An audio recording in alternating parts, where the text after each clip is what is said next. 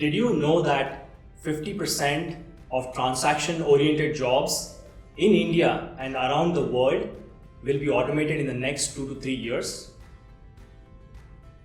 We are rapidly but slowly, I repeat, we are rapidly but slowly moving on from the age of digital transformation to the age of AI and automation, which is known as the hyper-automation age.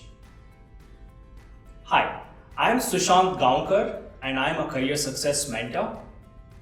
I am also on an audacious mission to help college students, graduates, postgraduates, and early career professionals discover the right career, make right career choices, and develop the right mindset for achieving success and fulfillment in their career.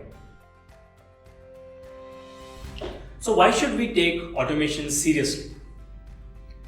Bots are learning to emulate human actions, human voice, and human cognition. This means that we have created a complete digital worker using technologies like RPA, which stands for Robotic Process Automation, conversational AI, which refers to voice bots and chatbots, and machine learning. Bots have begun to replace repetitive and mundane tasks that were done by humans in the past. It is anticipated that in the next 2 to 3 years, a lot of human tasks, almost 50% of human tasks, will be done by bots. This means that there are many jobs which are at threat of losing to bots. Some of the jobs that will be impacted in the near future are data entry jobs, telemarketing, financial analysis to some extent, some parts of digital marketing, telemarketing, customer support. Any job that is rule-based, that is repeatable and that can be learned is a likely candidate for automation. Now, we have to be concerned if we are working in any of these areas, because sooner or later our jobs will be taken over by the bot and we'll be prepared for unpleasant surprises like the pain of losing your job. So how do we avoid being in a situation like that? We have to upskill ourselves. So in this video, I'm going to talk about what are those 5 skills that you need to acquire in order to always stay ahead of software or bots. There are 2 types of skills you need to do well at your work. The first skill is the technical skill.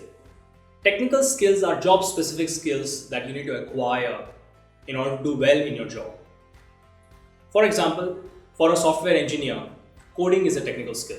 For a marketing executive, it is inside sales.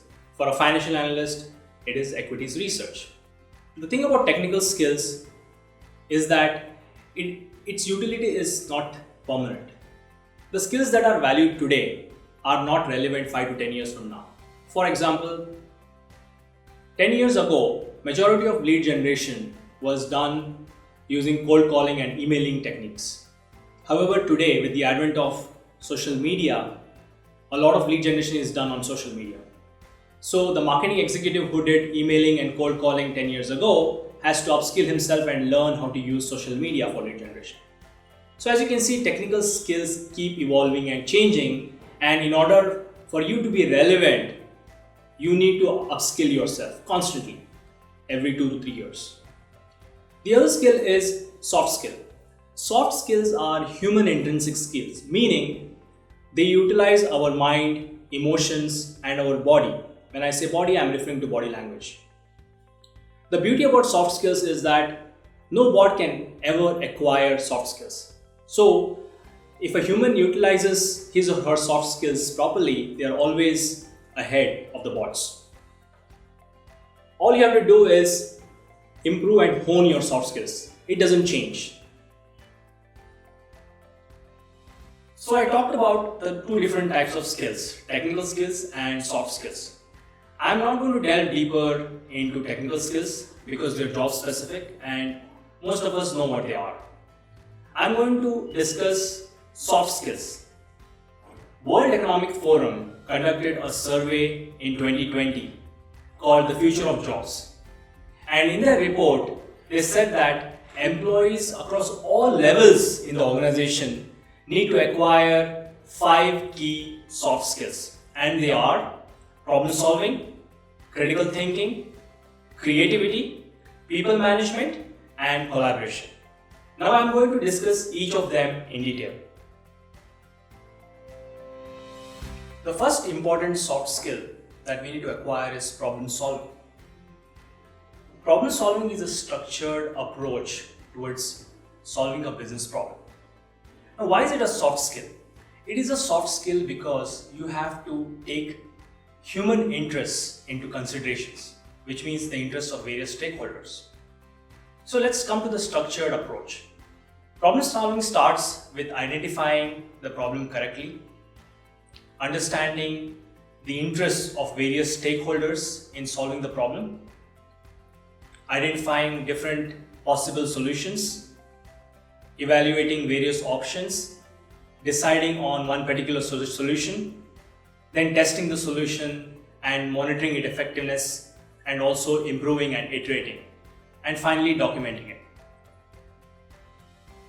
It is common sense, but a lot of us do not apply this process correctly at work. Now, how do you develop and hone this skill? First, you need to understand the problem clearly. For that, you need to ask a lot of questions, and do not worry about good or bad questions until you get clarity on what the problem is. The second, you need to discuss with other stakeholders and brainstorm different options or solutions for the problem. Remember, you cannot alone come up with all the solutions. You need inputs from different people who could bring in different ideas. And the third thing is you need to test, evaluate, and iterate. And this is particularly true when you are building a new service or a product. The first time you may not get it right, you may not solve the problem correctly, but then you need to evaluate what is working and what is not working, and then improve and iterate the product. The second skill that you need to acquire is critical thinking. Critical thinking is a process of objective evaluation of facts and consideration of multiple potential solutions to a problem. Critical thinking is particularly beneficial when you are doing a root cause analysis or diagnosing a problem. It also helps you to think beyond obvious solutions to a problem.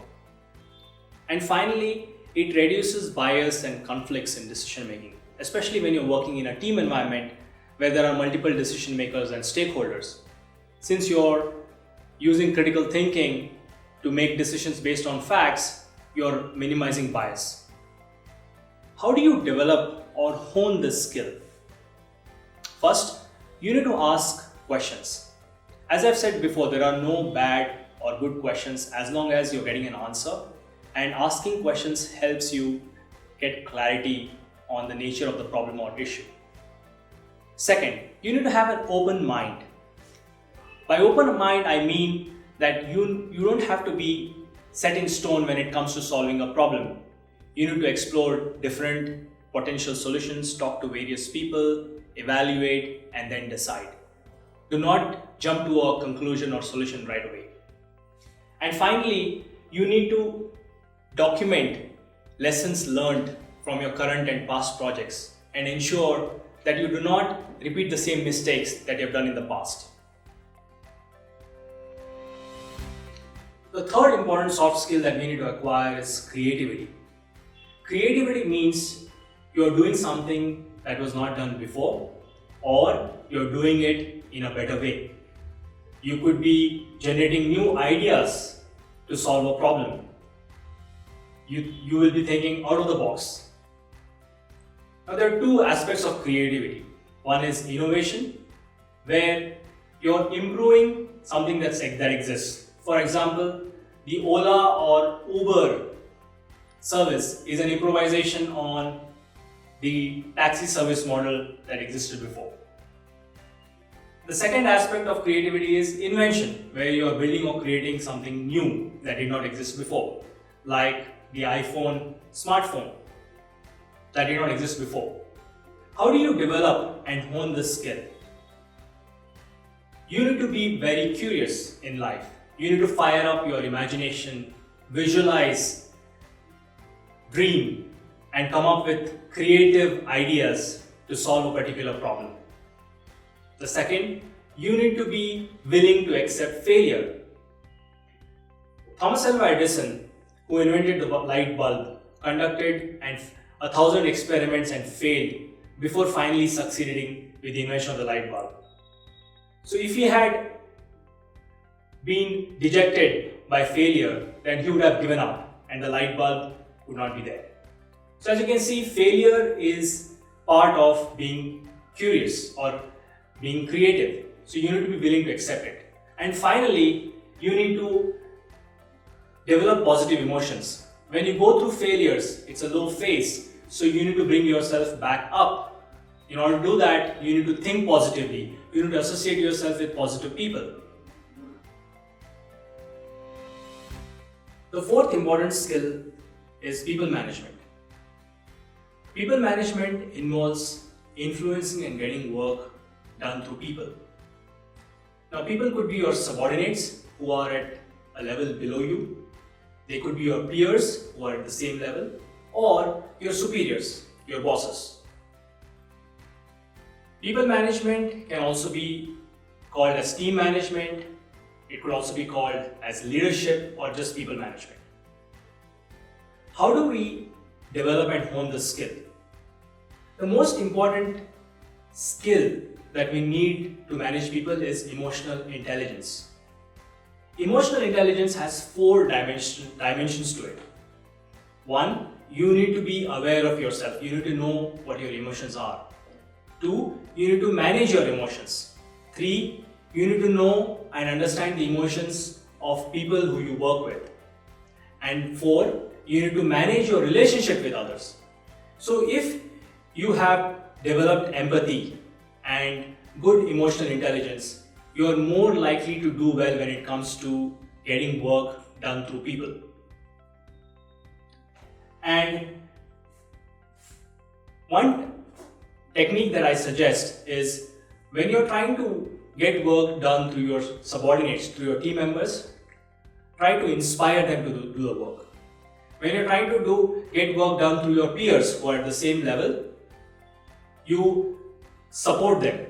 And when you're trying to get work done through your superiors or your bosses, you work and align with their goals.